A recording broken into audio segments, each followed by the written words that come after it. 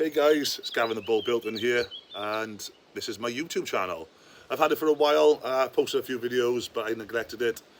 I was just concentrating on winning a few things and trying to establish myself as a strongman, but I want to get into this YouTube stuff. So here we go. I thought the easy way to start it is by just doing a little Q&A. Where I put it up in my Instagram yesterday. I've received a lot of questions, so I've written down quite a few of them, and I'm going to answer them to the best of my ability today. So first question, here we go. Are you going to go for a bulk over the summer? Am I going to go for a bulk over the summer? Probably not. My weight is coming down. It's the lightest I've ever been. I'm 174 kilograms, about 27 stone, just shy of 400 pounds in old money. But no, I will not be bulking. I'm more trying to just lose a little bit of weight. I've got a great nutritionist on board, Simon Yates, or Simon Diesel as he's known. He helps me a lot. So no, I will not be bulking. How did you come up with the idea of doing a motivational seminar? Motivational seminars are something I watch quite a bit on YouTube. I just think it helps. Some people don't listen. Some of them, people think they're quite generic, but they're not. They really do help. I enjoy listening to them, watching them. There's some amazing guys out there and girls that do it. And I just think when I talk to people, I try and inspire people. And I got asked to do one. Someone mentioned it in the gym, and a few mentioned it just in passing when I was just training with them. And I'd like just to try and inspire anyone to do anything. It's not really about if you want to be a strong man or not, or a strong woman. If you want to be a great tennis player, then you can come along and listen to it, and hopefully it would be quite useful for you. And when is your seminar? And if you want to come to my motivational seminar or mindset seminar, it is on the 22nd of July. So head over to my Instagram. I've pinned the post, the date and all the details are there. Hope to see you there, guys. Were you always this big, or have you put mass on? I've always been 6'6", but I think if someone's strolling around at 27 stone, that's a bit of an anomaly, or a freak if you want to call it in the nicest way possible. It took me quite a long time to put this weight on. Maybe I did it the wrong way by putting so much on so fast when I left the army, but I'm finding my optimal competing weight now, and I'm feeling good at it. But maybe I was about 100 kilos when I was playing rugby, so that's not too bad, but this is, it took me quite a while to put this size on. What's your diet like before and after a competition? So before and after a competition, the only thing that would increase in my diet would be my carbo loading. But other than that, it stays the same. Do you have any planned merchandise? Yeah, so the planned merchandise is already coming out.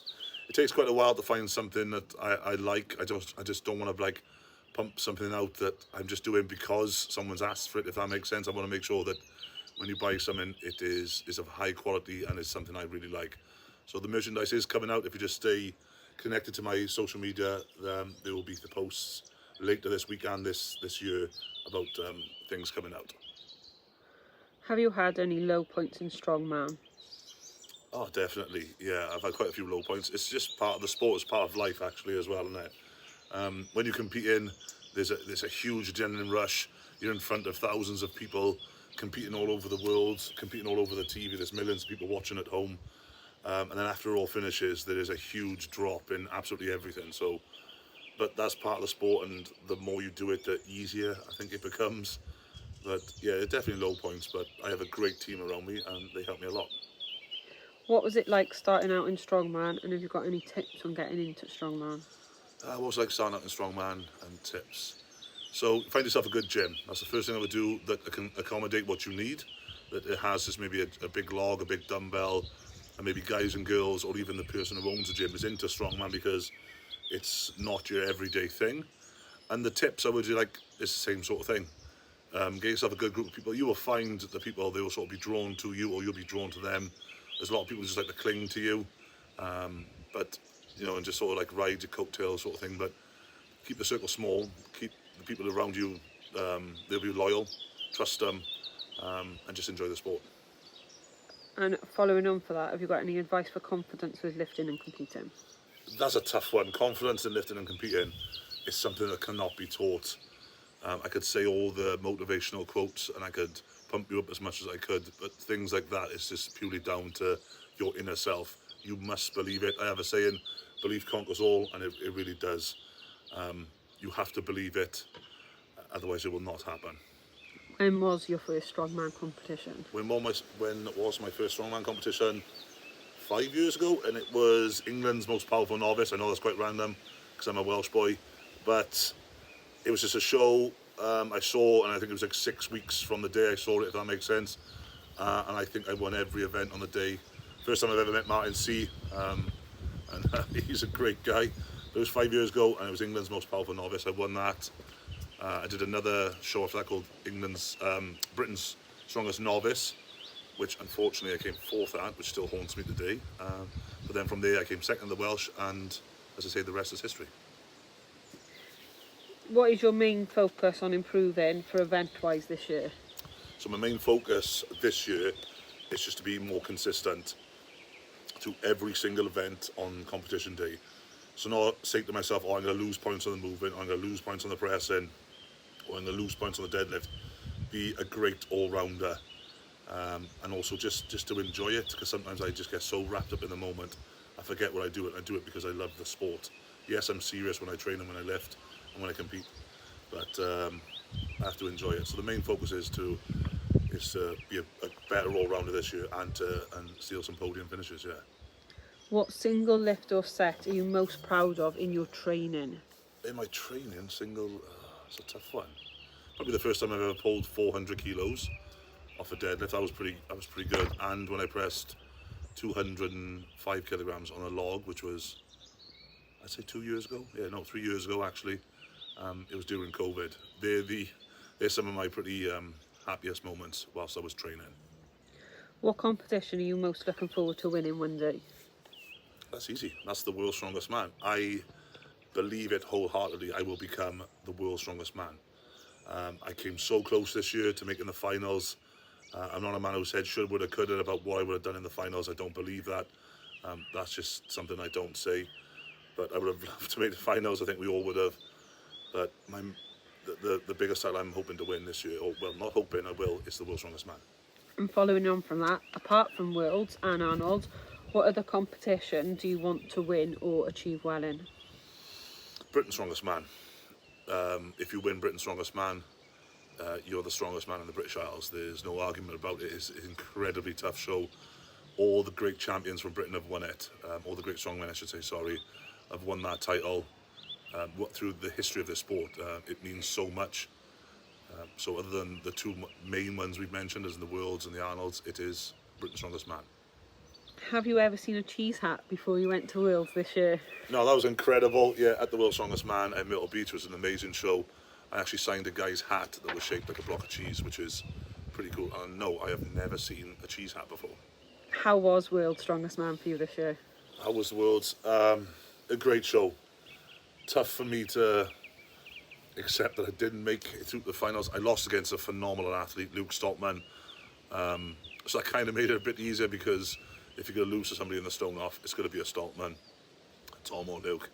But yeah, he was the better man on the day. No hard feelings. Like I said earlier, I'm not a man shoulda, woulda, coulda. He was just better than me on that day. But he had an amazing show, incredible athlete. But I was really happy with my performance. Really, really happy. To make the stone off is something. Just to make the show is an honour. But I came close. But next year I will be back, and I will be taking that title. Are you excited to get a call up as a reserve for the Shaw Classic? And the person that asked this has also said it's got to be nice that Brian Shaw sees your progression. Yeah, that's pretty cool to go to the Shaw Classic. It's quite a young show. Hasn't been around for that long. I think it's been around for 2 years. But that's a testament to Brian Shaw. Not only is he an amazing athlete, he's trying to grow the sport, and it's slowly becoming, that's not an insult, one of the biggest shows on this planet. Everybody wants to do it. The athletes there are all the top athletes in the world. So to get a call up, yes, I am a reserve at the moment. Hopefully that may change, but not due to injury. I'm not wishing anyone any bad or ill feelings. Yeah, but it's pretty cool if Brian Shaw thinks you're good enough to go to that show. So I'm very happy, and fingers crossed I make the show.